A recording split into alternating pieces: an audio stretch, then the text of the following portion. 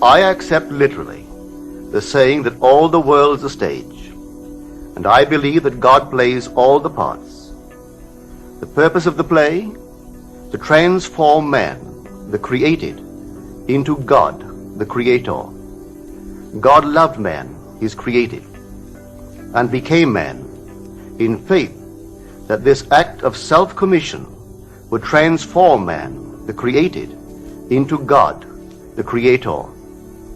The play begins with the crucifixion of God on man as man, and ends with the resurrection of man as God. God becomes as we are, that we may be as he is.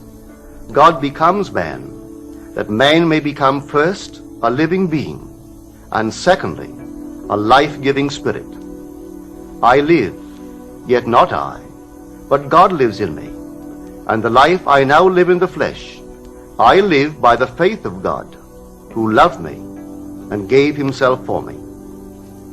God took upon himself the form of man, and became obedient unto death, even death on the cross of man, and is crucified on Golgotha, the skull of man. God himself enters death's door, the human skull, and lays down in the grave of man to make man a living being.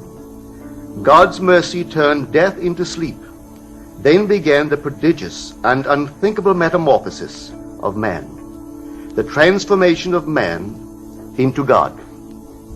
No man, unaided by the crucifixion of God, could cross the threshold that admits to conscious life. But now we have union with God in his crucified self. He lives in us as our wonderful human imagination.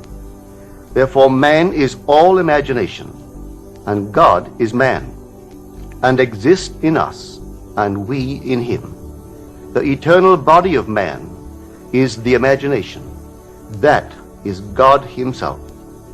When he rises in us, we will be like him, and he will be like us. Then all impossibilities will dissolve at the touch of exaltation, which his rising in us will impart to our nature. Here is the secret of the world. God died to give man life and to set man free.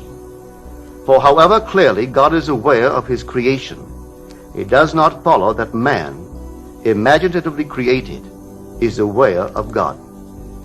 To work this miracle, God had to die, then rise again as man. And none has ever expressed it so clearly as Blake. Blake says, or rather has Jesus say, "Unless I die, thou canst not live. But if I die, I shall arise again, and thou with me. Wouldst thou love one who had never died for thee, or ever die for one who had not died for thee? And if God dieth not for man, and giveth not himself eternally for man, man could not exist." So God dies. That is to say, God has freely given himself for man. Deliberately he has become man, and has forgotten that he is God, in the hope that man, thus created, will eventually rise as God. God has so completely offered his own self for man that he cries out on the cross of man, my God, why hast thou forsaken me?" He has completely forgotten that he is God.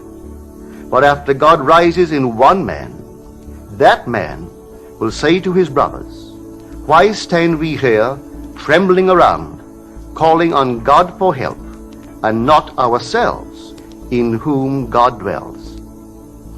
This first man that has been raised from the dead is known as Jesus, the first fruits of those who have fallen asleep. For man, God died.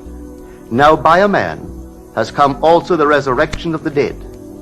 Jesus resurrects his dead father by becoming him. In Adam, the universal man, God sleeps. In Jesus, the individualized God, God wakes.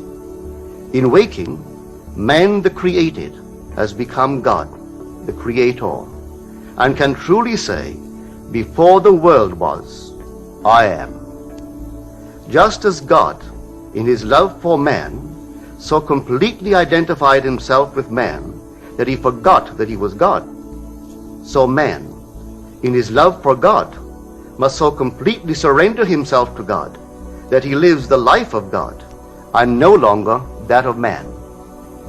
God's play, which transforms man into God, is revealed to us in the Bible. It is completely consistent in imagery and symbolism. The New Testament is hid in the Old Testament, and the Old is manifested in the New. The Bible is a vision. It is not a doctrine or a ritual. The Old Testament tells us of God's promises. The New Testament tells us not how these promises were fulfilled, but how they are fulfilled. The central theme of the Bible is the direct, individual, mystical experience of the birth of the child. That child of whom the prophet spoke. To us a child is born, to us a son is given, and the government will be upon his shoulder, and his name will be called Wonderful Counselor, Mighty God, Everlasting Father, Prince of Peace. Of the increase of his government and of peace there will be no end. When the child is revealed to us, we see it, we experience it, and the response to this revelation can be stated in the words of Job. I had heard of thee by the hearing of the ear, but now my eye sees thee. The story of the incarnation is not fable, allegory, or some carefully reasoned formula to enslave the minds of men, but mystical fact.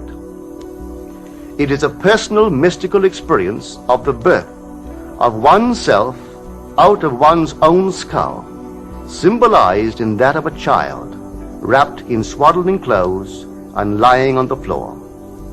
There is a distinction between hearing of this birth of a child from one's own skull, a birth which no scientist or historian could ever possibly explain, and actually experiencing the birth, holding in your own hands and seeing with your own eyes this miraculous child, a child born from above, out of your own skull, a birth contrary to all the laws of nature. The event, as it is recorded in the Gospels, actually takes place in man. But of that day or that hour when the time will come for the individual to be delivered, no one knows but the Father. Do not marvel that I said to you, you must be born from above. The wind blows where it wills, and you hear the sound of it, but you do not know whence it comes or whither it goes. So it is with everyone who is born of the Spirit. This revelation in the Gospel of John is true. Here is my experience of this birth from above. Like Paul, I did not receive it from man, nor was I taught it, but it came through the actual mystical experience of being born from above. None can speak truly of this mystical birth from above but the one who has experienced it. I had no idea that this birth from above was literally true. For who, before the experience, could believe that the child, the Wonderful Counselor, the Mighty God, the Everlasting Father, the Prince of Peace, was inwoven in his own skull? Who, before the experience, would understand that his Maker is his husband, and the Lord of hosts is his name? Who would believe that the Creator went in unto his own creation, man, and knew it to be himself, and that this entrance into the skull of man, this union of God and man, resulted in the birth of a son out of the skull of man, which birth gave to that man eternal life and union with his Creator forever?